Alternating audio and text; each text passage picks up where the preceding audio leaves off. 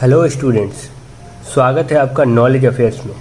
आज हम आर.एस. अग्रवाल का क्लास 6 का चैप्टर नंबर 8 देखेंगे। एक स्टूडेंट की बड़ी ही डिमांड थी कि अलजेब्रा का कुछ ना कुछ तो होना चाहिए, इसने बड़ा परेशान कर रखा है। तो आज हम शुरू करते हैं अपना एक्सरसाइज 8.1 या 8A बोलिए, ठीक है।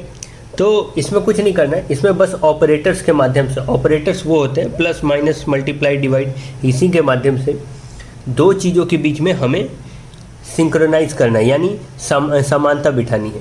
जैसे दो चीज़ें जो जुड़ेंगी नहीं उसको जोड़कर दिखाना है। तो देखिए पहला क्वेश्चन कहता है एक्स इंक्रीज बाई 12। इंक्रीज का मतलब क्या? बढ़ना। बढ़ने के लिए हम लोग क्या करते हैं, अगर मेरे पास 2 टॉफी है तो मैं उसमें 2 और जोड़ दूंगा तो बढ़ जाएगा। तो इसमें x + 12 कर दीजिए, बस पहला का आंसर आ गया। दूसरा को देखिए y डिक्रीज बाई 7, तो इसका आंसर हो जाएगा y, और डिक्रीज के लिए माइनस का साइन और 7।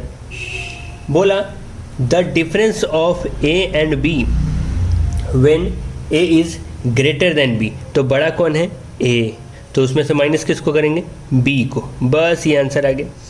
चौथा बोल रहा है the product of x and y added to their sum, तो बोला क्या गया कि पहले किससे ऐड किया जाएगा? x + y added to their sum बोल रहा है ना, यानी उन दोनों का जोड़, और उनको ऐड किया जाएगा किससे? उनको ऐड किया जाएगा उनके ही मल्टीप्लाई से, ठीक है। और दोनों को हम लोग x y इसलिए लिखा क्योंकि 2 अलग अलग टर्म है।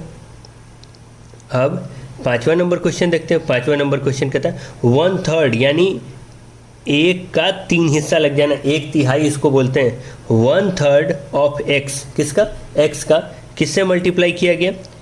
Bye the sum of a and b, तो यहाँ पे लिख देंगे 1/3 ऑफ x, और यहाँ ब्रैकेट देके लिख देंगे a + b, ठीक है, क्योंकि a + b के सम से मल्टीप्लाई हो रहा था।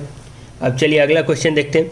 5 times x is added to 7 times y, तो 5 टाइम्स x हो जाएगा 5 × x, और ऐड का साइन है ना, 7 टाइम्स y हो जाएगा 7 × y, तो 5x + 7y, ये भी बन गया। अगला क्वेश्चन है the sum of x and the quotient of y by 5, ठीक है। तो सम बोल रहा है ना, तो सम तो x आ गया, अब सम है तो प्लस का भी साइन आ गया। अब कोशेंट बोल रहा है, कोशेंट ऑफ y बाई 5, अब देखिए y को ऊपर लिखिए और इसको डिवाइड में डाल दीजिए, बस आ गया आपका आंसर, ठीक है। अब अगले क्वेश्चन की तरफ चलते हैं। अगला क्वेश्चन क्या कहता है? अगला क्वेश्चन 8 नंबर क्वेश्चन कहता है x is taken away from 4। अब टेकन अवे का मतलब क्या होता है? कोई लेके चला गया, आपके पास 2 चॉकलेट थी, कोई लेके चला गया कुछ, तो आपके पास बची कितनी? तो आप क्या कीजिएगा? माइनस कीजिएगा, तो इसमें भी 4 - x कर दीजिए।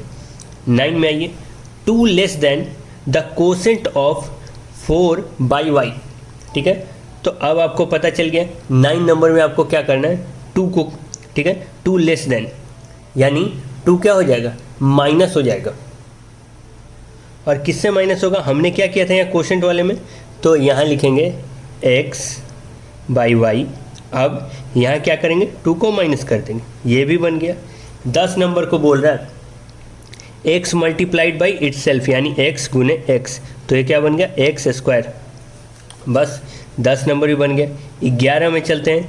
Twice x is increase by y, twice का मतलब होता है 2 गुना। अब 2 गुना होगा किसी चीज़ का, और क्या होगा? इंक्रीज बाई y, यानी 2x + y, ये भी बन गया। अगले में चलते हैं। अगला क्वेश्चन कहता है thrice x is added to y², ठीक है। थ्राइस x यानी 3 बार x को मल्टीप्लाई करेंगे, और 3 बार जैसे ही x को मल्टीप्लाई कीजिएगा तो आप देखिएगा कि ये बन जाएगा 3 × x प्लस, ठीक है, और एडिट किससे कर रहा है? ठीक है, y के स्क्वायर से, यानी y का स्क्वायर, तो हो जाएगा 3x + y², ये भी ख़त्म। 13 नंबर पे चलते हैं। 13 नंबर कहता है x - ट्वाइस y, ठीक है, तो x - ट्वाइस का मतलब 2 बार y, यानी 2y, बस बात खत्म। 14 नंबर क्वेश्चन देखते हैं। x³ less than y³, cube का मतलब होता है 3, यानी पावर हो जाएगी 3, तो y³ - 3, ठीक है, y³ - x³, ये आ गया आंसर। अब 15 नंबर को देखते हैं। 15 नंबर बोलता है द कोशेंट ऑफ एक्स, यानी एक्स ऊपर रहेगा और 8 नीचे रहेगा, ठीक है, मल्टीप्लाइड बाई वाई, बस गुना का साइन आ गया, बन गया। अब अपने 2 नंबर क्वेश्चन को देखते हैं। ये तो 1 नंबर का इतना सारा क्वेश्चन थे, 2 नंबर क्वेश्चन को देखते हैं। एक देखिए, मार्क्स हैं, मार्क्स इन इंग्लिश 80, और क्या दिया हुआ है, मार्क्स इन हिंदी, ये हो गया x। अब दोनों को जोड़ेंगे तो पता है x + 80, यही है आपका आंसर, ठीक है। ये टोटल मार्क्स हो गया, टोटल स्कोर, इसको लिख देंगे। अब 3 नंबर में आते हैं। 3 नंबर में बोल रहा है कि b को 15 टाइम लिखना है, तो आप कुछ मत कीजिए, पहला नंबर आंसर लिखिए और कितने टाइम बोल रहा है, 15 टाइम, तो b लिखिए और उसके ऊपर पावर लगा दीजिए 15, बस ख़त्म। अब y को बोला 20 टाइम, तो आपको क्या करना है, y के ऊपर 20 पावर रख देनी। अरे क्वेश्चन है क्या ये सब, ठीक है। अब देखिए, अब बोला 14, तो 14 बोला तो पहले 14 लिख दीजिए, क्योंकि आपको पता है 14 किसी से मल्टीप्लाई नहीं होगा। अब एक को गिनिए, 1 2 3 4, तो a की पावर कितनी हो गई, 4। अब b को गिनिए, 1 2 3, तो b की पावर कितनी हो गई, 3, ये भी ख़त्म हो गया। अब दूसरे में क्या दिया, फिर से वही दे रहा है, तो आप पहले 6 को अलग लिख लीजिए, x को देखिए 2 बार लिखा हुआ है तो x², y 2 बार, तो ख़त्म, ठीक है। अब देखिए 3, z कितना है, 1 2 3, ठीक है। और सबसे पहले इसमें ध्यान दीजिए कि अगर z है तो z 3 बार लिखा हुआ है, ठीक है, y कितनी बार, 2 बार, और x 1 बार। आप इसको चाहे तो सिंक में भी लिख सकते हैं, मतलब लाइन बाय लाइन भी लिख सकते हैं, बाकी और कोई दिक्कत नहीं है, ठीक है। अब बोला, अगले बार में बोल रहा है x² और y की पावर 4, तो x² का मतलब क्या हुआ, x × x, और y की पावर 4 का मतलब y × y × y × y। आगे आंसर 6, y की पावर हो गई 5, तो 6 लिखिए और 5 बार y गुना कर दीजिए, ठीक है। अब 9x y² z, जो जितनी बार करा उतनी ही बार सब करना है। 9 × x कीजिए, y को कितने बार बोला, 2 बार, 2 बार लिखिए, और z को 1 बार, तो बस ख़त्म हो गया। अब बोला 10 AQ BQ और CQ, यानी क्यूब मतलब 3 पावर, तो अब क्या हो जाएगा, 10 पहले यहाँ लिखिएगा, a को 3 बार, a 3 बार आ गया।